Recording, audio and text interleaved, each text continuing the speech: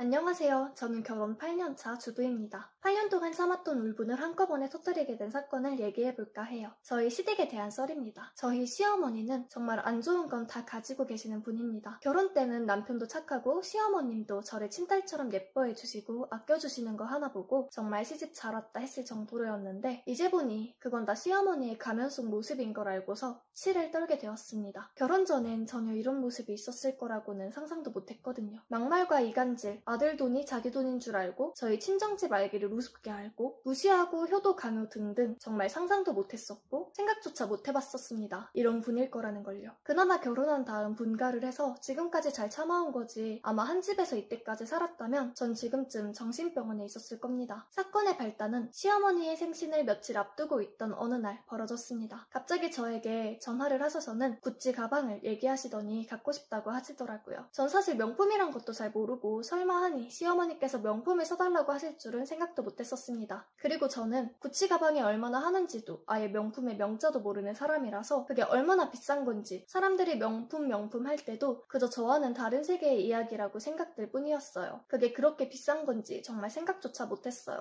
생신 2달 전부터 명품 가방 노래를 부르시던 시어머니의 생신이 일주일 앞으로 다가왔을 때 남편과 시어머니의 생신을 어떻게 할 건지 얘기를 하기로 했어요. 사실 작년에도 어머님이 삭신이 쑤신다 어딘가 쑤시다 하시면서 TV에 나온 렌탈 안마 의자를 사달라고 하셔서 그것도 울며 겨자 먹기로 하나 장만해 드렸었습니다. 그 할부도 아직도 내고 있고 그렇게 해서 생신 때 이외에도 저희한테 타령을 해서 가져가신 것만 해도 선물이 셀 수 없을 정도로 많아요. 그러다 제가 좀 사드리는 게 뜸들어지고 하면 내 아들은 효자 아들인데 저 같은 거 만나서 애가 변해서 이렇게 애걸복걸 해야지 뭐가 나온다 제 탓을 하시면서 말도 안 되는 말씀을 자꾸 하시기에 이런저런 사달라는 거 다 사드리고 했었네요. 남편이 도대체 그 가방이 얼마나 하는 건지 한번 가서 보기나 하자고 하길래 저도 솔직히 좀 궁금하기도 했고 남편과 외식도 할 겸 백화점으로 향했습니다. 구찌 매장이 보였고 매장으로 들어가자마자 어머니가 원하시는 TV에 나온 가방을 보여달라고 하니까 직원분께서 하얀 장갑까지 끼시고 어머니가 저한테 보여주셨던 가방을 들고 나오더군요. 무슨 부잣집 도련님이라도 모시고 오는 것 마냥 소중하게 들고 오시는데 많이 비싸긴 비싼가 보다 했습니다. 막상 보니 뭐 고급스럽기도 하고 예쁘긴 하더라고요. 저는 명품 어디가 좋다 이쁘다 이런 걸 잘 몰라서 크게 공감하진 못했지만요. 제가 조심스럽게 가격을 물어보니까 밝게 웃으면서 대답해주셨는데 남편이랑 그 가격을 듣고 나서 이게 무슨 일이야 했습니다. 도저히 표정 관리도 안 되더라고요. 세상에 무슨 가방 하나에 몇백만 원씩이나 한다뇨. 저희 남편이 2달 뼈 빠지게 벌어도 못 버는 돈이었는데 저와 남편은 제대로 표정 관리도 안 되고 뭐라 말도 안 나와서 그 상태로 매장을 빠져나왔어요. 저보단 남편이 더 마음이 복잡해 보여서 저까지 마음 아프고 애가 타더라고요. 그런 남편 손을 꽉 잡아주고 화장품 매장으로 가서 시어머니 선물을 하나 사고 냉면 한 그릇 시원하게 원샷하고 집으로 돌아왔네요. 그래도 아예 안 해드리는 것보단 화장품 비싼 거 하나라도 해드리면 괜찮지 않을까 싶어서 그래도 웬만한 화장품 저리 가라 엄청 비싼 걸로 세트 하나 장만해드렸거든요. 돌아오는 길에 남편이 저한테 미안하다고 하더라고요. 저런 가방 한 번 못 사줘서 무능력한 남편이라 너무 미안하다고요. 어머니에겐 자기가 잘 얘기할 테니 너무 신경 쓰지 말고 있으라네요. 마음이 미어져 너무 아팠지만 제가 울면 남편이 더 미안해하고 할까봐 꾹 참고 아무 말도 않고 그냥 웃으면서 남편 손만 꼭 잡아줬네요.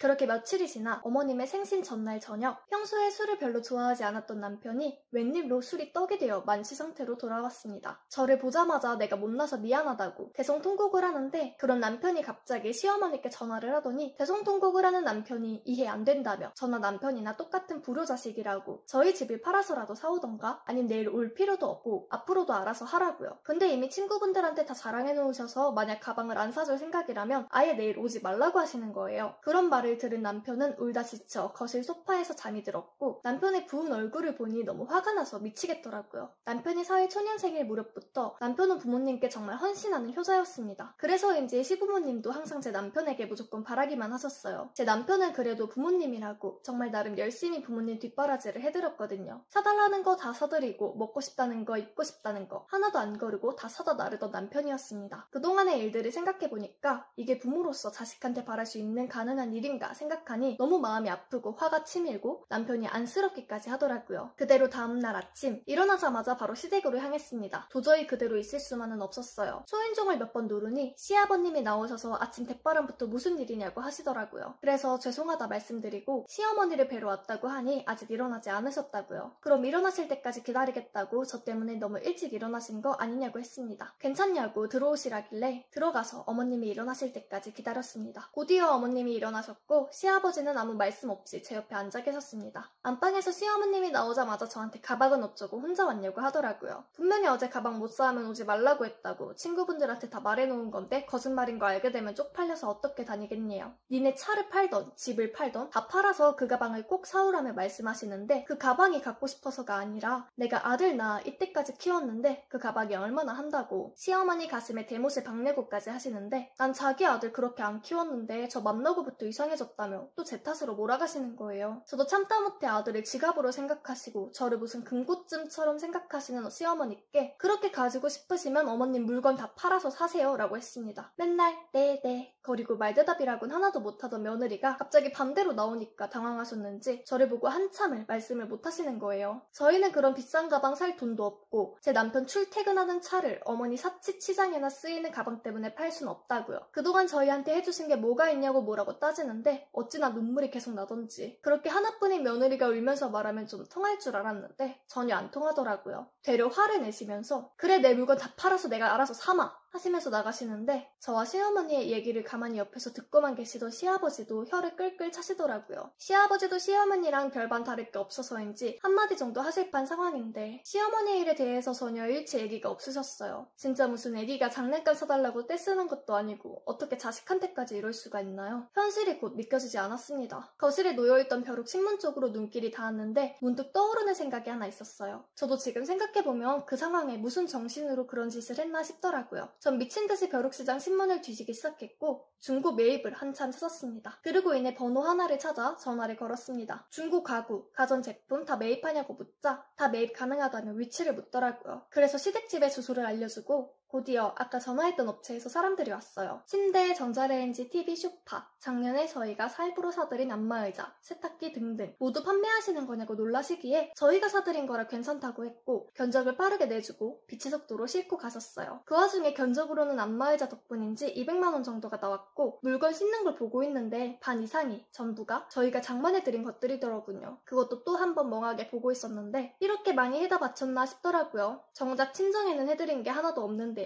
그때도 시아버지가 보고만 계시고 충격이란 눈빛으로 저랑 싣고 있는 물건들 번갈아가며 보고 있는데 아무 말씀을 안 하시더라고요. 중립이신 건지 방관하시는 건지 자기 집 살림살이들이 하나둘씩 실려가고 있는데 보고만 있다니요. 그래도 일말의 양심은 있었던 건지 정말 아무 말씀도 못 하시더라고요. 그리고 저는 다 싣고 난 후 견적받았던 금액을 받아들었습니다. 그리고 다시금 시아버지께 건네드리며 어머니 오늘 생신이신데 저희가 사드린 물건 다 팔아서 가방 사신다고 하기에 좀 도와드린 것 뿐이라고 이걸로 갖고 싶으셨던 가방 사시고 모자르신 부분이 있더라도 저희한테 손 그만 벌리셨으면 한다고 말씀드리고 나왔습니다. 하지만 절대 후회는 없어요. 남편도 이 사실을 알고 크게 놀라는가 했지만 이내 잠잠해지더라고요. 어느 분들은 제가 너무 심한 게 아니냐고 생각하실 수도 있지만 저는 절대로 그날에 제가 한 일을 후회하지 않네요. 감사합니다.